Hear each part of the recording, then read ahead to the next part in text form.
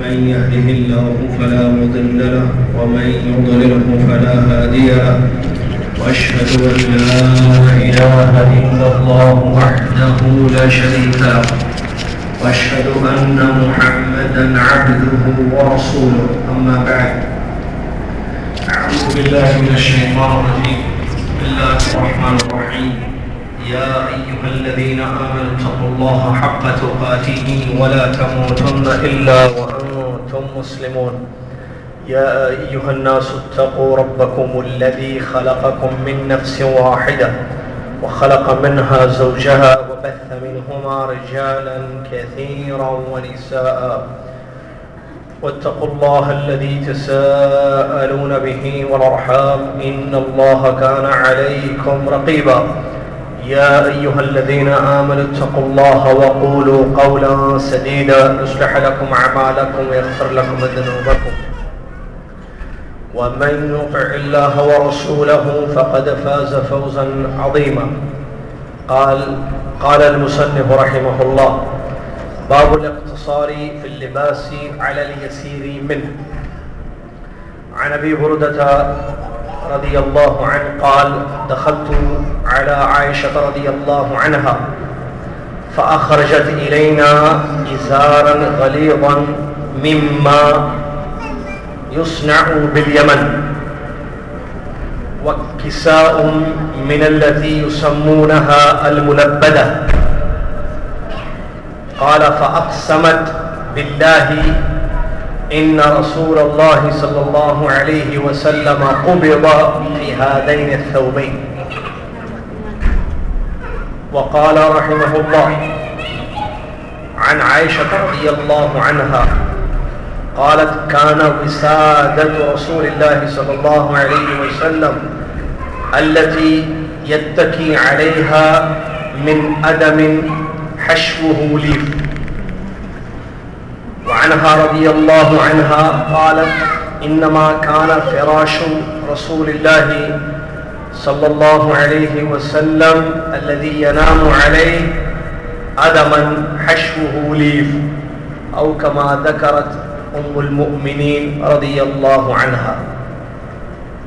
تمام تعریفیں ہر قسم کی بڑائی اور کبریائی اللہ وحدہ لا شریک کے لیے ہے، اس لیے کہ وہ ہر تعریف کے قابل ہے، ہر تعریف کا مستحق ہے، سب کا رب ہے، ہر عیب سے بری ہے، بے نیاز ہے اور غنی ہے، وہ کسی کا محتاج نہیں ہے اور ہر کوئی اس کا محتاج ہے۔ سبحان اللہ و بحمدہ سبحان اللہ العظیم۔ اس کے بعد درود و سلام ہو اس کے آخری نبی امام الانبیاء محمد الرسول اللہ صلی اللہ علیہ وسلم کی ذات گرامی پر، جنہوں نے ایک بے مثال زندگی بسر کی، ایک ایسی زندگی گزاری جس زندگی میں اپنے رب کی بندگی اور عبادت کی، حقوق العباد کو ادا کیا، قناعت پسندی تھی، سادگی اور نرمی تھی۔ اللہم صلی علی محمد وعلی آل محمد کما صلیت علی ابراہیم وعلی آل ابراہیم انک حمید مجید۔ اللہم بارک علی محمد وعلی آل محمد کما بارکت علی ابراہیم وعلی آل ابراہیم انک حمید مجید۔ اس حمد و صلاۃ بر نبینا علیہ السلام کے بعد آج 3 ربیع الآخر 1435 ہجری مطابق 3 فروری 2014 عیسوی ہیں۔ ربیع الآخر کے بارے میں ایک بات بتا دوں، بہت سارے لوگ ربیع الآخر کو ربیع الثانی بھی کہتے ہیں اور لکھتے بھی ہیں، جس طریقے سے جمادہ الثانی یا جمادہ الثانی لکھتے ہیں اور کہتے بھی ہیں۔ تو ایک فائدے کی بات بتاتے ہوئے میں درس آگے بڑھاؤں۔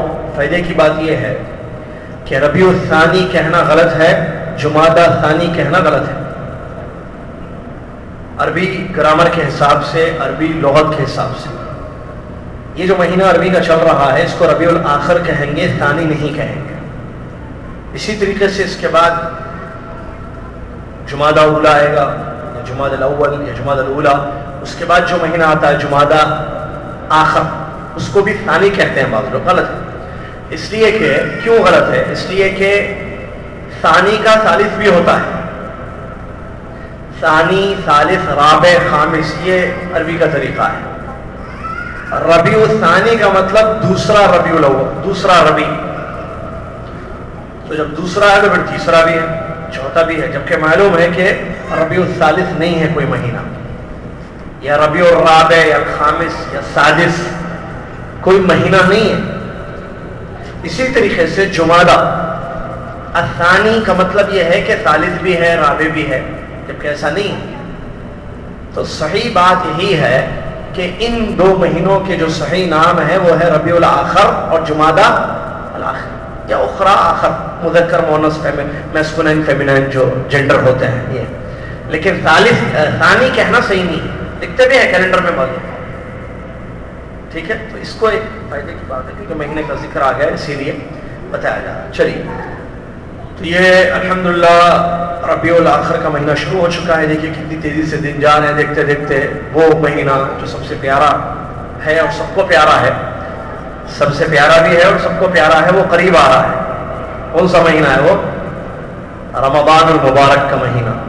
اللہ سے دعا ہے کہ اللہ تعالی ہم سب کو اپنے اوقات میں برکت عطا فرمائے، اور وقت کی قدر کرتے ہوئے بڑی اہم دعا کر رہا ہوں میں ہم سب کے لیے کہ اللہ تبارک و تعالی ہم سب کو اس بات کی توفیق دے کہ ہم وقت کو ویسے گزاریں جسے تو چاہتا ہے، اور ہمارا وقت تیری اطاعت اور فرمانبرداری میں گزرے۔ کیوں؟ اس لیے کہ وقت گزرتا ہے۔ وہ بچپن میں پتہ نہیں کس نے کہاں سے کہہ دیا تھا ٹائم پاس کرنا ہے، اتنی انگلش تو نہیں ہے ان لوگوں کی جتنی، لیکن ہم بھی یہی سمجھتے کہ بھئی بچپن میں ٹائم پاس کرنے کا مطلب جو ہے وقت گزاری کرنا ہے، وقت ایسی ہنسی ایسے، تو سمجھ میں آیا بھئی بعد میں پڑھنے کے بعد علم آیا ٹائم تو پاس ہو جاتا ہے، اس کو پاس کرنے کی کیا ضرورت ہے؟ ٹائم پاس کیا ہے؟ یہ ٹائم پاس کے لیے بہت سارے کام کیے جاتے ہیں، کھیٹی ٹھاٹا، ہنسی مذاق، کھیل کود۔ تو وقت مسلمان کا بہت قیمتی ہے، اور وقت کی اہمیت کو مد نظر رکھتے ہوئے یا وقت کی اہمیت کے لیے وقت کی قسم کھائی گئی ہے قرآن میں، وقت کے الگ الگ حصوں کی قسم کھائی گئی ہے۔ وقت کس کو بولیں گے آپ؟ رات، دن، صبح، شام، یہی وقت ہے نا۔ اللہ تبارک و تعالیٰ نے قسمیں کھائی ہیں قرآن میں، وقت کی قسم، کہیں رات کی، کہیں پورے وقت کی قسم، کہیں وقت کے ایک حصے کی قسم، کہیں دوسرے جز یا دوسرے پارٹ کی قسم کھائی گئی۔ تو اس سے معلوم ہوا کہ وقت کی اہمیت ہے۔ تو ٹائم کو پاس نہیں کرنا ہے، ٹائم تو پاس ہو رہا ہے، ابھی وقت تو جا رہا ہے، ابھی ہم بیٹھے ہیں، کیا بیٹھے ہیں مسجد میں، لوگ چلے بھی گئے ہیں بہت سارے، ان کے مسئلے ان کے ساتھ، ٹھیک ہے، ہو سکتا کوئی ضروری کام ہو اس لیے چلے گئے ہوں گے، اس نے سن ہے، تو وقت تو گزر جاتا ہے۔ 13 سال ہو گئے درس مسجد عزیزیہ، دکھ رہا ہے، میں محسوس نہیں، وقت گزر رہا ہے۔ سوال یہ ہے کہ کس میں گزر رہا ہے، اطاعت میں یا نافرمانی میں، اللہ کی خوشی میں یا اللہ کی ناراضگی میں؟ یہ بڑا اہم سوال ہے جو میں اور آپ اپنے آپ سے کریں کہ ہمارا وقت کہاں گزر رہا ہے، کس چیز میں صرف ہو رہا ہے۔ اگر اللہ کی اطاعت اور فرما برداری میں فبیہا و نعمہ، بہت اچھی بات ہے، مبارک ہو آپ کو۔ اگر نافرمانی میں کیا ہوا ہے؟ خرابی، بربادی ہے۔ پھر کیوں؟ اس لیے کہ نافرمانی کا نقصان ہوتا ہے دنیا اور آخرت میں، اور فرما برداری کا فائدہ ہوتا ہے دنیا اور آخرت میں۔ لہذا وقت کو دیکھیں کہاں گزر رہا ہے، کیسے گزر رہا ہے، اور اس کی قدر کریں۔ اطاعت اور فرما برداری میں ہے تو بہت اچھی بات ہے، اللہ سے مزید دعائیں کی جائیں کہ اللہ ہمیں ایسے ہی تیری بندگی، تیری اطاعت، تیری فرما برداری کرتے ہوئے دنیا کا سارا وقت جو ہمارے لیے مقرر ہے زندگی کا وہ ہمارا ختم ہو جائے۔ اگر نافرمانی میں ہو رہا ہے تو پھر چوکنا ہو جائیں، توبہ کر لیں، استغفار کر لیں، لوٹ جائیں اسی زندگی سے جس زندگی میں اللہ کی نافرمانیاں ہو رہی ہیں۔ نافرمانی میں سوائے نقصان کے کوئی فائدہ نہیں۔ تھوڑا شیطان جو ہے وقتی لذت دکھا دیتا ہے تو 2.5 گھنٹے 3 گھنٹے کی فلم دیکھ لو ہے ٹائم پاس، یا چھٹی ہے چلو گھوم لو، نمازیں چھوٹ گئی کیا ہوا، جدہ میں سعودیہ میں تو پڑھتے تھے پابند سے، دیکھیں تو یہ بڑا خطرناک دشمن ہے، انہ لکم عدو مبین جس کو کہا گیا، یہ جو ہے کہتا تم ماشاءاللہ کافی پابند ہو، ایسے بھی آتا ہے بہت رستے ہیں اس کے آنے کے، تم اتنے پابند ہو، کتنے سال سے پابند ہو، تو تھوڑا گناہ کرنے میں کیا ہے، تھوڑا دنیا میں ٹائم پاس کر لو، تو وہ ٹائم پاس کے نام پہ کہیں حرام کہیں نہیں بلکہ حرام راستے دکھاتا ہے وہ، تو ان راستوں پہ چل کر اگر وقت گزاری ہوگی تو پھر بربادی، تھوڑی دیر کے لیے وہ لذت محسوس ہوگی جو شیطان ہماری نگاہوں میں یا ہمارے اس وقت میں دکھاتا ہے ہمیں، لیکن اس کا نقصان ہوتا ہے۔ بڑا اچھا مجھے عربی کا ایک جملہ لگا جو بہت پہلے آیا تھا، آدمی نیکی میں اور گناہ میں تھکتا ہے، دیکھیں تھکنا وقت گزاری میں، ٹائرڈ ہونا جس کو کہتے ہیں انگلش میں، آپ تھک جانا، ارہاق، تھکنا، عبادت میں نیکی میں تھکیں گے تو اس تھکاوٹ کے بعد راحت ہے، یہ تھکنا بھی عبادت ہے، جیسے حج، عمرہ، نماز، قرآن کی تلاوت، درس میں خطبے میں بیٹھے ہوئے علم حاصل کر رہے ہیں، اٹھ رہے ہیں، جا رہے ہیں، ٹھیک ہے، تھک رہے ہیں، کس میں تھک رہے ہیں، تھکاوٹ ہو رہی ہے، درد ہو رہا ہے پیر میں، آنکھوں میں، ٹھیک ہے، جسم میں، لیکن اس درد کا فائدہ ہوگا اگر یہ درد اللہ کی اطاعت میں ہے۔ اور آدمی گناہ میں بھی تھکتا ہے، رات رات بیٹھ کر جو ہے حرام چیزیں دیکھی جاتی ہیں، حرام باتیں کی جاتی ہیں، یعنی گناہ، تو گناہ میں بھی تھکتا ہے آدمی، لیکن اس تھکاوٹ کے بعد نقصان ہے، اس کو راحت نہیں ہے بلکہ مصیبت ہے۔ ایک وہ تھکاوٹ ہے جس کے بعد راحت ہے، ایک وہ تھکاوٹ ہے جس کے بعد مصیبت اور پریشانیاں ہیں، لہذا اطاعت میں تھکنا چاہیے، فرما برداری میں تھکنا چاہیے، نافرمانی میں تھکنے کا نقصان کیا ہوگا، مصیبت اور آفت اور بلائیں اور پریشانیاں، اللہ تعالی ہم سب کو اس سے محفوظ رکھے۔ کتاب اللباس پچھلے درس میں ہم نے شروع کیا تھا، ایک حدیث آپ کے سامنے پڑھی گئی تھی، آج 3 حدیثیں ایک باب کے تحت مصنف رحمۃ اللہ علیہ نے بیان کی ہیں، اور وہ ہے لباس میں کمی پر اکتفا کرنا۔ ام المومنین عائشہ رضی اللہ تعالی عنہا کی 3 حدیثیں لائی گئی ہیں اس سلسلے میں۔ ام المومنین عائشہ رضی اللہ تعالی عنہا نبی علیہ السلام کے لباس اور نبی علیہ السلام کے تکیے اور فراش کے بارے میں حدیثوں میں بیان فرما رہی ہیں، توجہ فرمائیے۔ ابو بردہ رضی اللہ عنہ سے روایت ہے، کہتے ہیں میں ام المومنین عائشہ رضی اللہ تعالی عنہا کے پاس آیا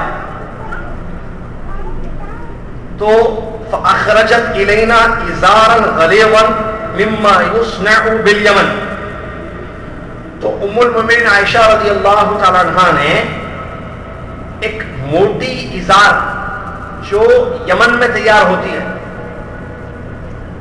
موٹے کپڑے کی ازار جو یمن میں تیار ہوتی ہے، نبی صلی اللہ علیہ وسلم جو پہنا کرتے تھے اس کو نکالا، موٹی چادر کو، موٹی ازار کو، ازار جو نیچے تہبند کے سے باندھی جاتی ہے لنگی کی طرح، اس کو کہتے ہیں ازار، ٹھیک ہے۔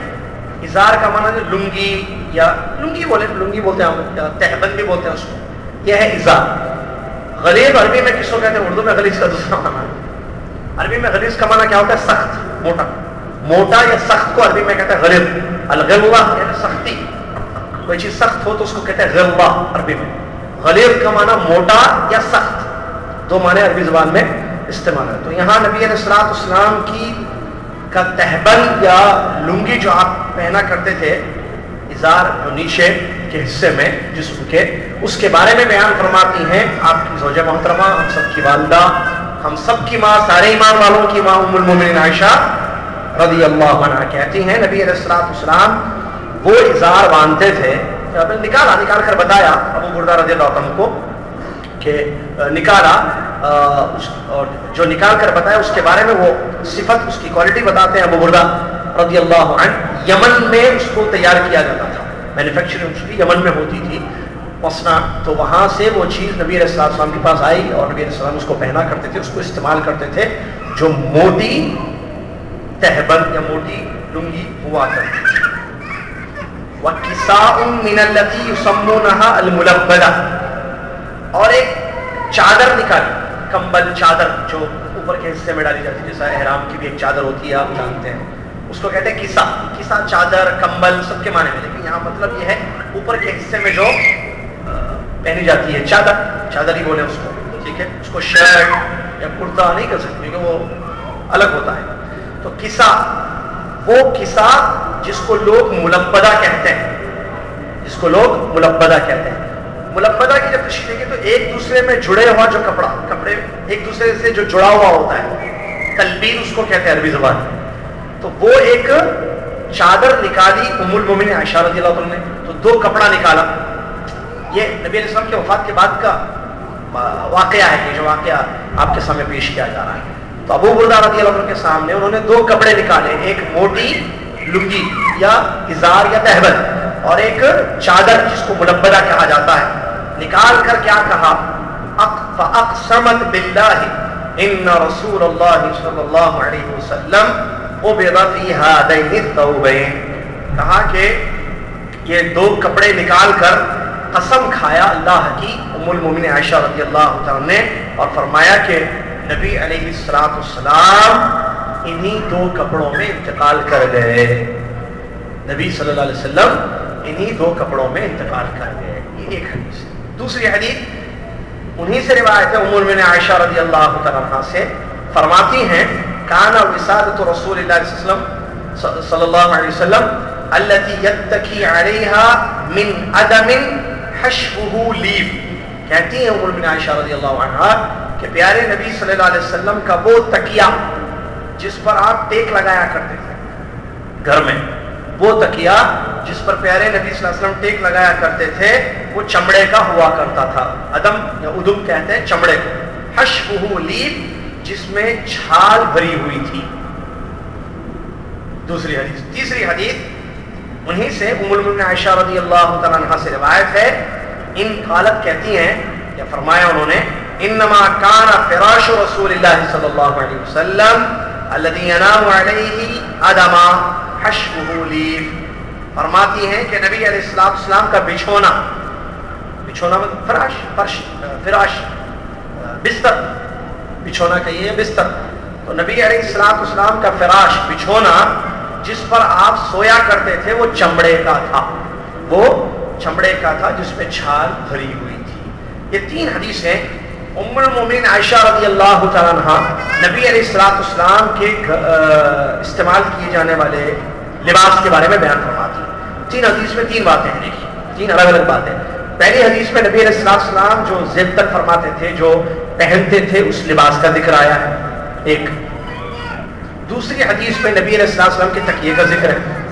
تیسری حدیث میں نبی علیہ السلام کے بچھونے یا بستر یا فراش کا ذکر ہے. جہاں تک کپڑے کا تعلق ہے تو یہ جو حدیث ہے اس حدیث سے معلوم ہوا کہ پیارے نبی علیہ السلام ازار اور کسا یہ 2 استعمال کرتے تھے. کسا اوپر کے جسم کے حصے کے لیے چادر کے طور پر، اور نیچے ازار، اردو میں بھی لفظ استعمال کیا تہبل، پیارے نبی علیہ السلام استعمال کرتے تھے. پھر اس کی بھی صفت کو ام المومنین عائشہ رضی اللہ عنہ نے اس حدیث میں بیان فرمایا. ازار نبی علیہ السلام کا جو ہوتا تھا وہ یمن میں تیار ہوتا تھا. تو کیا مطلب یمن میں جو تیار ہوتا تھا؟ مطلب کہنے کا ہمارے نبی علیہ السلام جیسا کہ معلوم ہے آپ کے پاس لوگ آتے تھے، وفود، شام سے لوگ آئے، یمن سے آئے ملنے ملاقات کرنے، مسلمان بھی آتے تھے، غیر مسلم بھی آتے تھے ملنے پوچھنے مسئلے مسائل جاننے. وفود یعنی وفد سمجھتے ہیں ایک لوگوں کی ایک جماعت. تو وفود کا آنا یہ حدیثوں سے ثابت ہے. آپ سیرت پڑھیں تو کے پاس لوگ آتے تھے ملنے کے لیے، اور ہدایے اور تحائف بھی پیارے نبی صلی اللہ علیہ وسلم کو دیے جاتے تھے. تو پیارے نبی علیہ السلام کے بارے میں آیا ہے سیرت پڑھنے والے، آپ کو یمن کا کپڑا پسند تھا، پیارے نبی صلی اللہ علیہ وسلم کو یمنی کپڑا پسند تھا.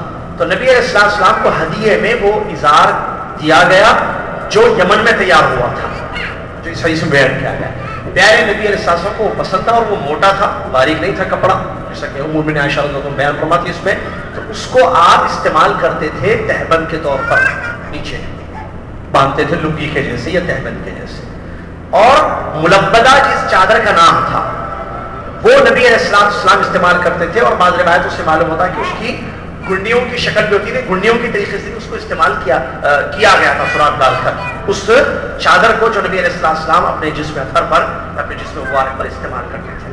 تو یہ حدیث ہے. اس سے مقصود کیا ہے جس بات کے تحت لایا گیا لباس میں کمی پر اکتفا کرنا. یہ چیپٹر ہے جو امام نووی رحمۃ اللہ نے باندھا ہے. حدیث نبی صلی اللہ علیہ وسلم کی جو ذکر کی گئی جس میں آپ کے کپڑے کو بیان کیا گیا اس سے کیا معلوم ہوا قناعت پسندی معلوم ہوئی کہ نبی صلی اللہ علیہ وسلم مختصر لباس پہنتے تھے. کوئی ہائی فائی جیسا کہا جاتا ہے بھاری سونے کا ریشم کا نوز باللہ من ذالک ایسا نہیں پہنا.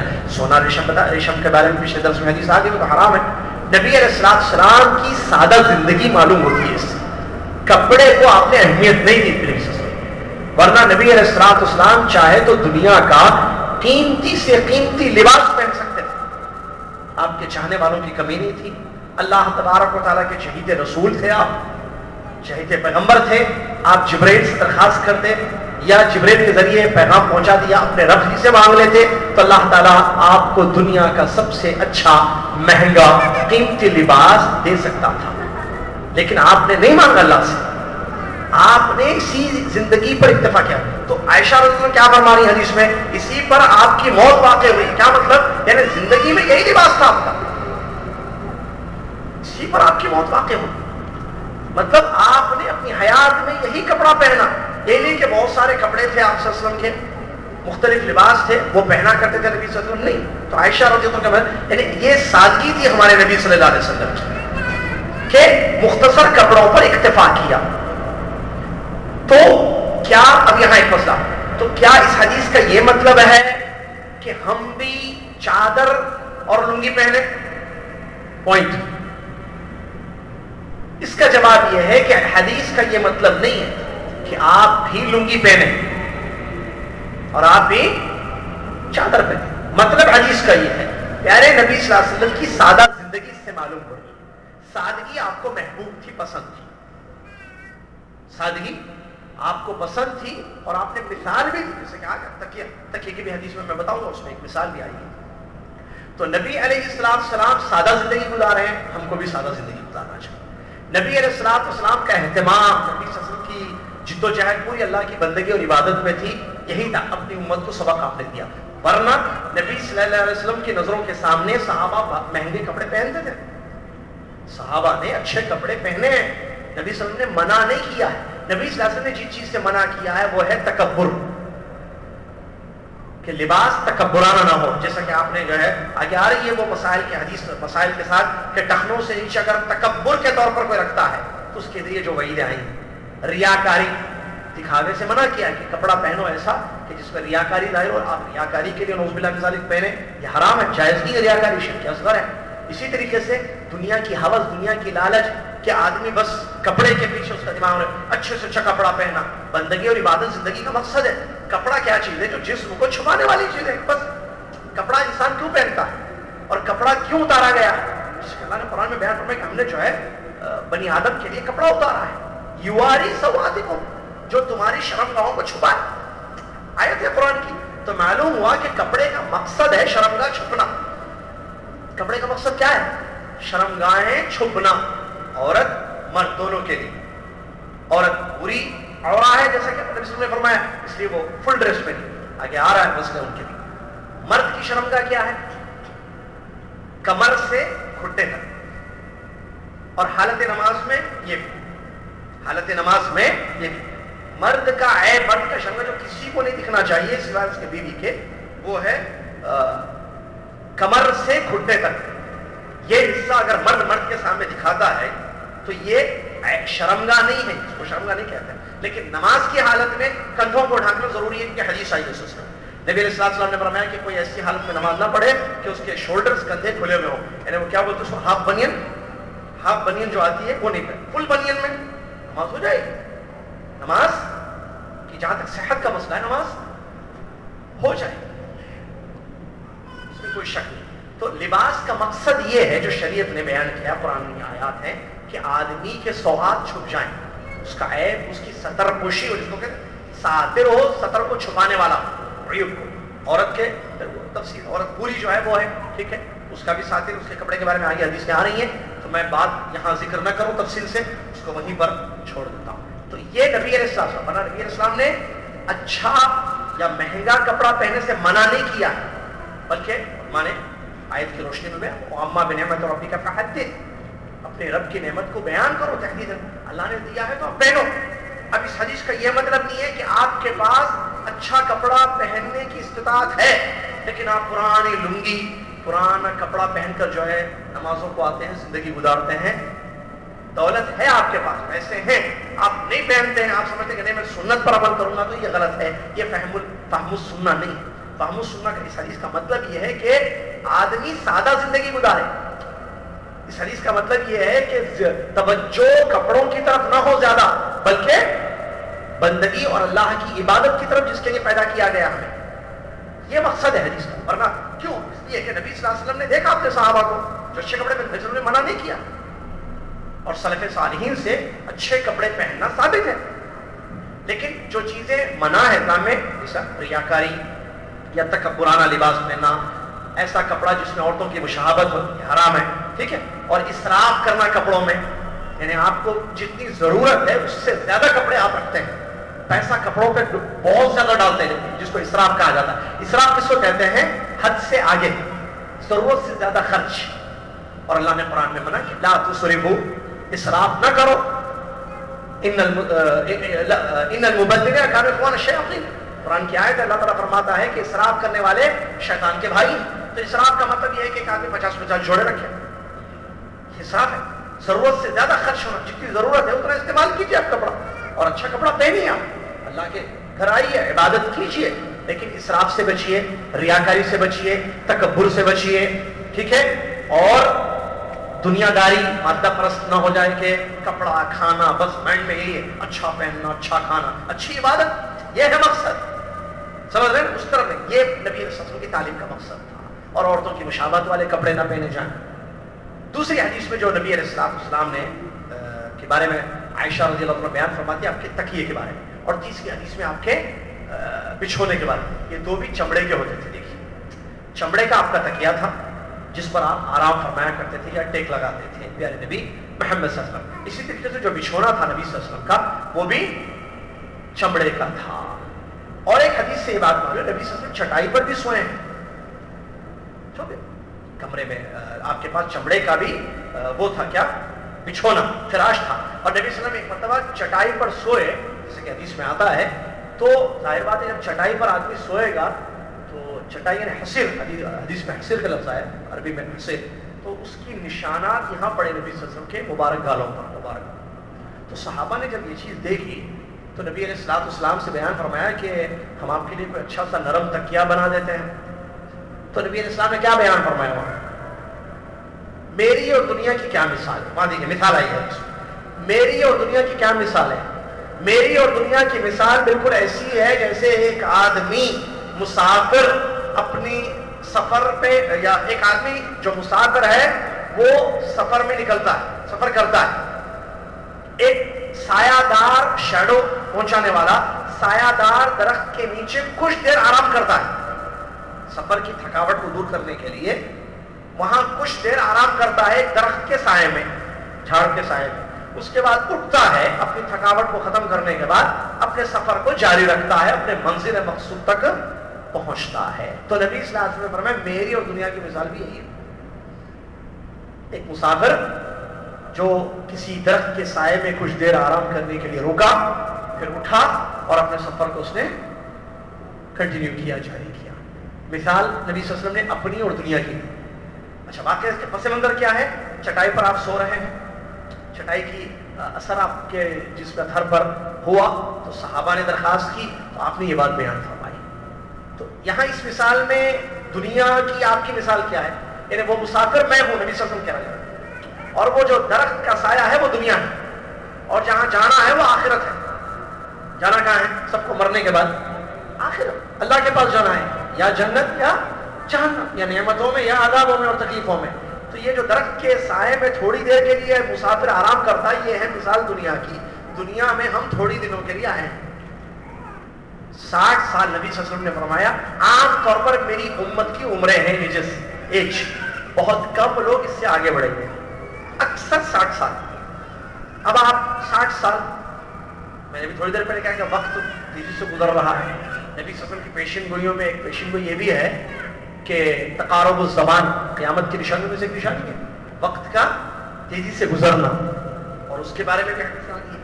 سال مہینوں کے جیسے ختم ہوں گے, مہینے ہفتوں کی طرح. ہفتہ کیا حال ہے, کب آئے سعودی عرب آپ؟ پچھلا دیکھیں دیکھتے رہے وقت. رمضان ابھی گیا, ابھی 3 مہینے بعد رمضان آنے والا ہے. وقت عمر بڑھ رہی ہے. اپنے سے جو چھوٹے بچے ہوتے ہیں ان کو دیکھیے جو مسجد میں پہلے چھوٹے تھے اب کتنے بڑے ہو گئے. اس سے معلوم ہوتا ہم کتنے بڑے ہو گئے.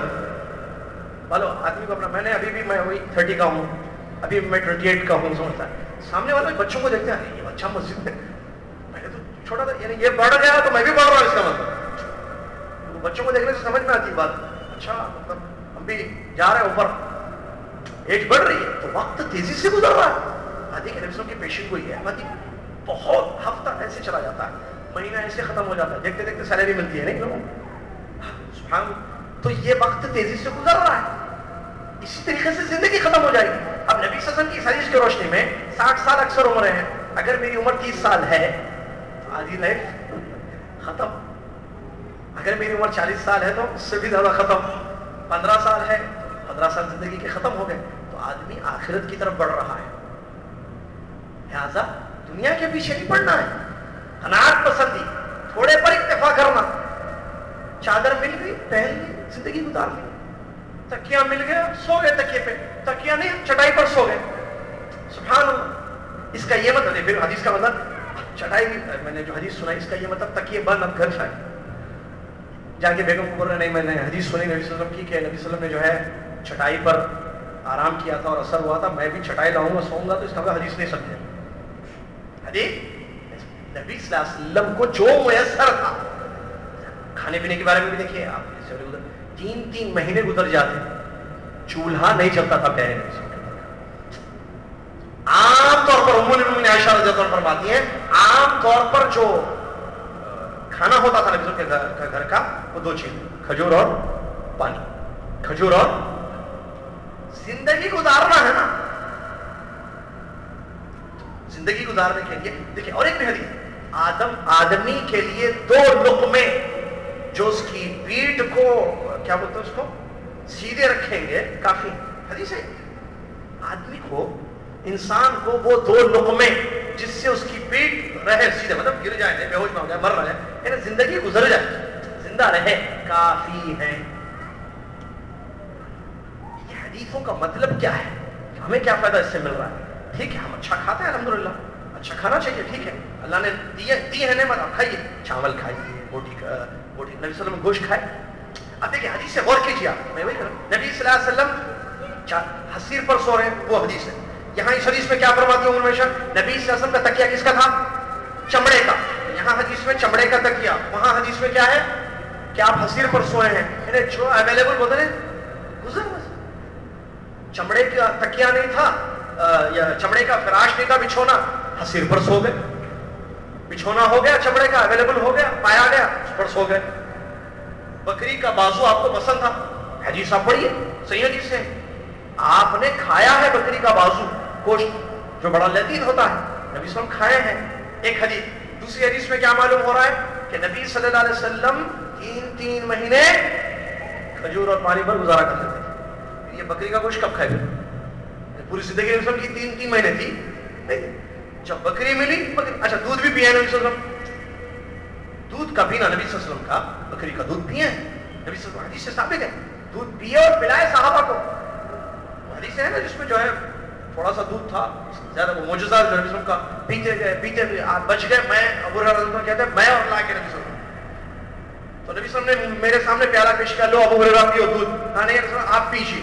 تو نبی صلی اللہ علیہ وسلم نے کیا ایک حدیث بیان کیا, ساق القوم آخرهم شربا, جو پلاتا ہے وہ آخری میں پیے گا. میں پلا رہا ہوں تو میں لاسٹ میں پیوں گا. ابو ہریرہ رضی اللہ عنہ کو دیا, وہ بھی پیے, پیٹ بھر کے تمام صحابہ دودھ پیے. اس کے بعد نبی صلی اللہ علیہ وسلم, اور دودھ ویسے کی ویسے ہی ہے, بھرا ہوا اس میں, کس میں, بگونے میں یا جو بھی کہیں آپ, ٹھیک ہے, برتن میں بھرا ہوا ہے. تو اس سے معلوم ہوا کہ دودھ بھی پیے ہیں ایک حدیث میں. تو یہ سامنے حدیثیں رکھنے سے کیا مطلب, نبی صلی اللہ علیہ وسلم کو نعمت ملتی, کھاتے, استعمال کرتے. نعمت نہیں ہوتی, گزارا کر لیتے زندگی پانی پر, کھجور کھا کر.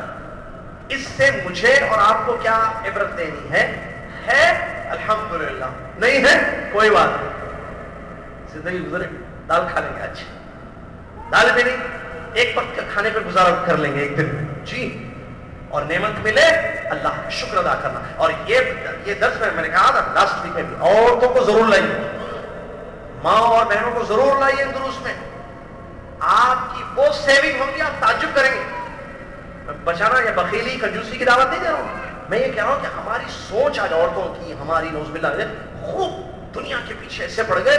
اچھا ان سب چیزوں کے لیے کیا چاہیے؟ نوٹ، کپڑے زیادہ نہیں. ہمارے پاس ایک ذہن ہے ہر عید کو، عید کے دن نیا کپڑا پہننا سنت ہے. صحیح ہے، عید کے دن نیا کپڑا پہننا سنت ہے نہیں ہے تو پہنیے. نبی صلی اللہ علیہ وسلم ہر عید کو نیا کپڑا پہنتے تھے. کہاں ہے زندگی؟ غور کیجیے وہاں کیسی زندگی تھی، سادگی، کیسی معمولی سی زندگی تھی. چاہے تو محل میں رہتے تھے، چاہے تو کپڑے آتے تھے آسمان سے، لیکن زندگی کا مقصد یہ نہیں ہے، یہ دنیا ہے. یہ دنیا کے پیچھے آتے دشمن نے کیا کیا ہے؟ ابلیس نے دنیا اتنی مزین کر دی مسلمانوں کی نظروں میں کہ ایک دوسرے سے تنافس، جو حدیث میں گیا، ایک دوسرے سے آگے بڑھنا. آپ کے پاس اتنا ہے، میرے پاس اتنا، آپ کے پاس اتنے کپڑے ہونے، میری بیوی آپ کی بیوی کو دیتی، ارے ان کے گھر میں اتنا ہے، ہمارے گھر میں کچھ بھی نہیں ہے، وہ بھی لاؤ، یہ بھی لاؤ، لاؤ لاؤ، ہرس لالچ. زندگی برباد ہو رہی ہے نعوذ باللہ من ذالک، عورتوں کی مردوں کی. اسی میں عبادات کا معاملہ دیکھیے، ہم سمجھتے ہیں ہم 5 نماز پڑھ لی، ہم نے تیر مار دیا. میں اس سے پہلے بتایا تھا عمر بن خطاب رضی اللہ عنہ قسم کھلا رہے ہیں حذیفہ رضی اللہ عنہ کو، کہہ رہے ہیں کہ منافقوں میں میرا نام تو نہیں ہے. جنتی صحابی کا یہ حال ہے، میرا اور آپ کا کیا حال ہے؟ ہم سمجھتے ہیں میں 5 نماز پابند ہوں، میں چہرہ میرا سنت کے مطابق ہے تو پکا جنت. نہیں، ڈر اور خوف اپنی زندگی میں ہونا چاہیے. وہ لوگ پابند تھے فرائض کے، سنتوں کے، اس کے بعد ڈرتے تھے. آپ کیا سمجھ؟ عمر بن خطاب صرف 5 فرض نماز پڑھتے تھے، تہجد گزار نہیں تھے عمر بن خطاب رضی اللہ عنہ، قرآن کی تلاوت نہیں کرتے تھے، صبح شام کی دعائیں نہیں پڑھتے تھے، سب اس کے باوجود خوف کا یہ عالم ہے. تو یہ ایمان تھا ان کا. آج ہمارے پاس کہاں ہے ایسا ایمان؟ زیادہ بندگی ہوئی تو اس طرف توجہ. یہ نبی صلی اللہ علیہ وسلم کی تعلیم کا مقصد ہے، یا آپ کی جو سادگی تھی اس لیے تھی کہ دنیا نہیں، آخر جنت، اللہ کی رضا. یہ زہد، اس کو عربی میں کہتے ہیں زہد. کیا کہتے ہیں اس کو؟ زہد. زہد یعنی دنیاوی. زہد اصلی معنی زہد کا ہوتا ہے ترک. زاہد کا معنی ہوتا ہے چھوڑنے والا، دنیا کی زیب و زینت کو ترک کرنے والا، دنیا کے پیچھے نہیں بھاگنے والا. لیکن لوگوں نے الٹا ہی معنی لے لیا ہے زہد کا. زہد کا معنی دنیا چھوڑنا، بیوی چھوڑنا، بچے چھوڑنا، جا کے جنگلوں میں رہنا. صوفیہ نے جو نعوذ باللہ من ذالک سمجھایا دین کو، ایسے چلے گئے، بیوی بچے چھوڑ دیے، کھانا پینا پہننا نہیں، سادگی کی زندگی. یہ نہیں، زہد کا وہ معنی نہیں ہے. مطلب دنیا کی لالچ، دنیا کی حرص کو ترک کرنا، اور قناعت جو تھوڑا ہے آپ کے پاس، جتنا اللہ نے آپ کو رزق دیا ہے یا نعمت عطا کی ہے، اس پر اکتفا کرنا، اس کو کافی سمجھنا. بس الحمدللہ. مرغی کے پیسے ہوں گے، مرغی لا کے کھائیں گے. مرغی نہیں ہے، پیسے نہیں ہے، مرغی کے دال کھا لیں گے. وہ بھی نہیں، پانی پی لیں گے، کھجور کھا لیں گے، پانی پی لیں گے، خالی پانی پی کے زندگی گزاریں گے. یہ ہے مقصد. لہذا آنکھیں ہم کھولیں، دنیا کے پیچھے نہ دوڑیں. دنیا کے پیچھے جتنا دوڑیں گے اتنی نہیں ملے گی دنیا. یہ معلوم ہے نا بات؟ کل سے کیجیے، آپ دیکھیے. کل صبح جو ہے، کل کیا ہے؟ ٹیوزڈے. کل آفس میں 8 گھنٹہ ہے نا، 8 گھنٹے کے بعد بھی کام کیجیے. آپ کل کیا کیجیے، 20 گھنٹے کام کر کے دیکھیے. آپ 4 گھنٹے سو جائیے خالی، اور تھوڑا دیر نیٹ کو. 4 گھنٹے کافی ہو. 20 گھنٹہ محنت کیجیے. آپ سب 20 گھنٹہ میں زیادہ کروں گا زیادہ نوٹ ملیں گے؟ نہیں، رزق اللہ نے جتنا لکھا ہے اتنا ملے گا. کتنا بھی دوڑیے آپ. ایک آدمی 8 گھنٹے کام کرتا ہے، اس کو الگ رزق ملتا ہے. ایک آدمی 8 گھنٹے کام کرتا ہے، اس کو الگ رزق ملتا ہے. ایک آدمی صبح سے شام تک محنت کر رہا ہے، اللہ تعالیٰ اس کو 500 ریال دیتا ہے. معلوم ہے نا آپ کو؟ ایک آدمی صبح سے شام تک نہیں بلکہ اور کم محنت کرتا ہے، 10,000 ریال لیتا ہے. کیا ہے مطلب؟ یہ رزق اللہ نے بانٹا ہے، رزاق اللہ تعالیٰ ہے. لہذا اس کی طمع اور لالچ ہم کو نہ ہو. محنت کریں گے، ہم اسباب اپنائیں گے اور تھوڑے پر اکتفا کریں گے. حرص اور لالچ چھوڑنا ہے اور بندگی اور عبادت کی طرف توجہ دینی ہے. یہ ہے اسلام. دیکھیں اللہ نے کیا فرمایا، سابقو، دنیا کی طرف دوڑو نہیں، الی مغفرۃ من ربکم وجنۃ، دوڑو اپنے رب کی مغفرت کی طرف اور اس جنت کی طرف جس کی کشادگی آسمان اور زمین کے برابر ہے. اس کی طرف دوڑنا ہے. ہماری دوڑ اس کی طرف نہیں، دنیا کی طرف ہے. 1 लाख है, नहीं 1 लाख में 2 लाख में, 1 जमीन नहीं 2 जमीन मिलना, 10 कपड़े हैं भाई आपके पास, नहीं 20 रहना। औरतों का वही हाल है, बच्चों का वही हाल है। और बच्चों को भी हिर्स और लालच की तालीम दी जाती है। बच्चे वैसे पनप रहे हैं, वैसे ही नशोनुमा पा रहे हैं, या उनकी वैसी तरबियत हो रही है। अब बड़े होने के बाद उनके भी ज़बान, मेरी जो चीजें हैं खाने पीने की, उसके लिए इतना पैसा चाहिए, उसके लिए वो दौड़ेगा नहीं दौड़ेगा, समझ रहे बात। अब वो हराम रास्ते से भी पैसा आएगा तो बच्चा, क्योंकि बच्चे को माँ बाप ने ऐसी तालीम दी है कि ज्यादा कपड़े, ज्यादा खाना, ज्यादा पीना, ज्यादा ओढ़ना बिछोना, ज्यादा इबादतों की तरबियत नहीं दी गई है। तो जैसी तरबियत दी जाएगी, बड़ा होगा, अब वो देखेगा पैसे, ज्यादा खाना है, ज्यादा पहनना है, ज्यादा पीना है। अब उसके लिए जो है 5,000 रियाल बस नहीं हो रहा है, अब वो 10,000 के लिए दौड़ रहा है। 5,000 रियाल काफी नहीं हो रहे उसको, और 5,000 रियाल चाहिए उसको। क्यों? क्योंकि वो बचपन से ऐसी तरबियत की गई है उसकी, बर्बाद हो रहा है। अब उसके लिए वो जाहिर बात है हराम रास्ते दुनिया में रखे हुए हैं कमाने के, फोन पर भी चलता है ताकि जो है 10,000 आ जाए मेरे घर में, या मेरी लाइफ में मेरी ख्वाहिशें, मेरी जरूरियात पूरी नहीं हो रही है, मेरी जरूरियात, मेरी जिंदगी की पूरी नहीं हो रही है, तो वो 10,000 के पीछे दौड़ रहा है, कोई 20,000 के पीछे दौड़ रहा है।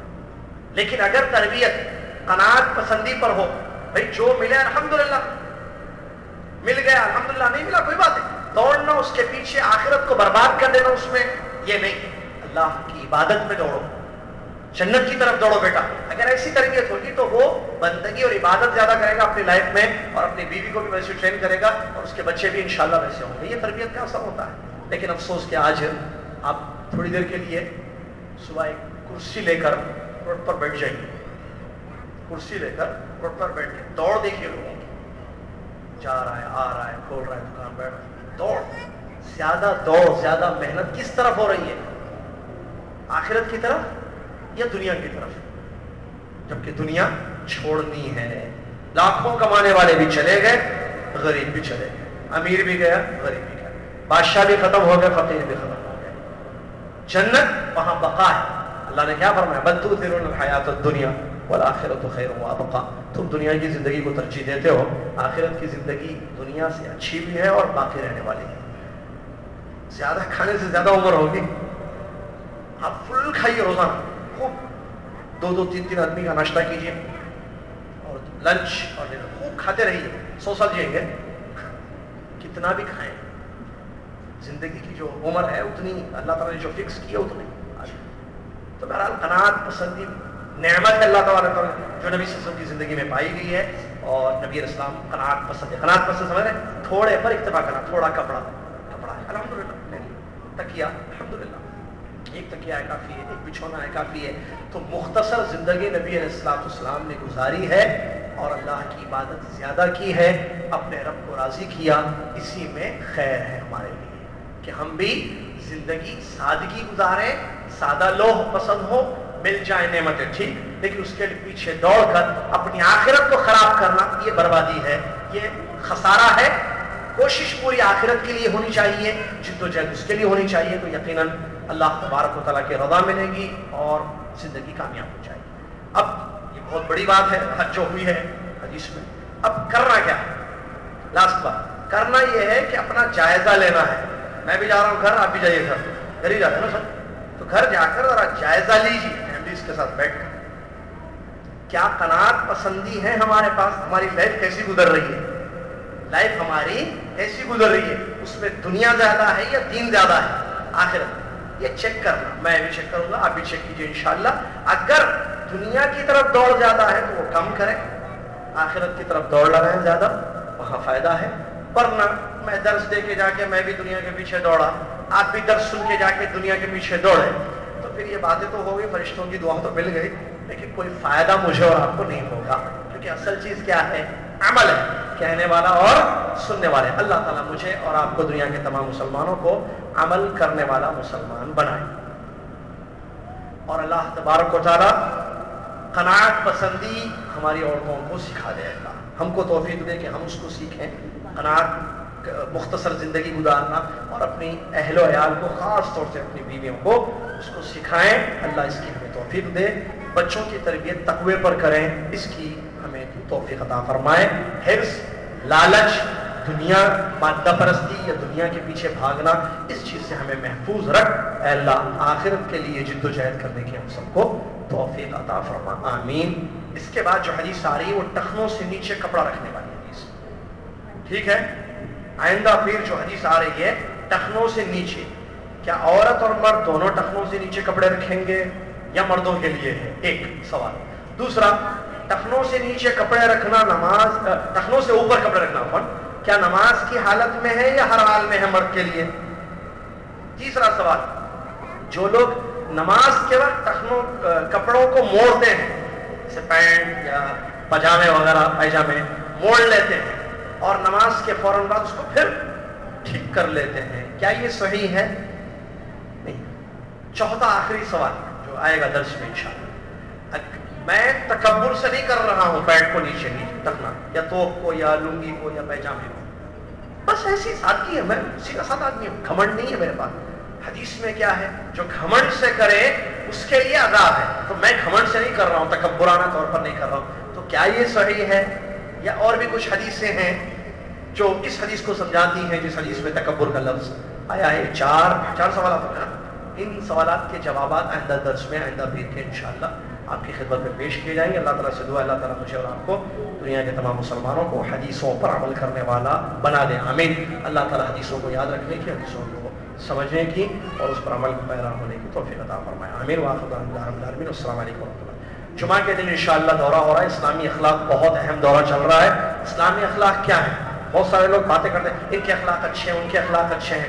اخلاق اچھے ہیں کس کو کہتے ہیں؟ اچھے اخلاق کس کو کہتے ہیں؟ بہت سارے لوگ کہتے ہیں کافروں کے دیکھو اخلاق کتنے اچھے ہیں۔ تو اخلاق سے ریلیٹڈ بہت سارے مسائل ہیں جو دورے میں پیش کیے جا رہے ہیں۔ آپ سے گزارش ہے کہ صبح 9:30 بجے جمعہ کے دن ہمارے دعوت سینٹر پر ضرور تشریف لائیں، اور آئندہ جمعہ خطبے کا ترجمہ انشاءاللہ باذن اللہ ہمارے کوئی ساتھی آپ کی خدمت میں پیش کریں گے۔ البتہ جمعہ کے دن جو تفسیر کا درس ہے وہ نہیں ہو رہا ہے، اس لیے کہ جبیل میں ہمارا ایک پروگرام ہے، اور جبیل جمعہ کے دن جو ہے اگر آپ کے کوئی ساتھی وہاں ہیں یا تمام الخبر وغیرہ میں تو ان کا بتا سکتے ہیں کہ جمعے کے دن بڑے اہم موضوعات پر وہاں سالانہ پروگرام ہو رہا ہے، اس کے لیے ہمارا بھی سفر ہے انشاءاللہ، اسی لیے جمعے کا خطبے کا ترجمہ ہمارے کوئی ساتھی انشاءاللہ پیش کریں گے آپ کی خدمت میں، اور تفسیر کا درس نہیں ہوگا جمعے کا، ہفتے کی رات میں واپسی ہے میری انشاءاللہ۔ پیر کا درس انشاءاللہ آپ کی خدمت میں پیش کیا جائے گا، اور جمعہ کے دن صبح دورہ ہوگا، دورے کے بعد میری فلائٹ ہے، دورہ ہوگا انشاءاللہ جو اسلامی اخلاق کا میں نے بھی آپ کے سامنے بیان کیا ہے، تو آپ سے گزارش ہے کہ آپ ضرور تشریف لائیں۔ جزاکم اللہ خیر۔ جانے سے پہلے کفارۃ المجلس پڑھ لیں۔ سبحانک اللہم و بحمدک، اشہد ان لا الہ الا انت، استغفرک و اتوب الیک۔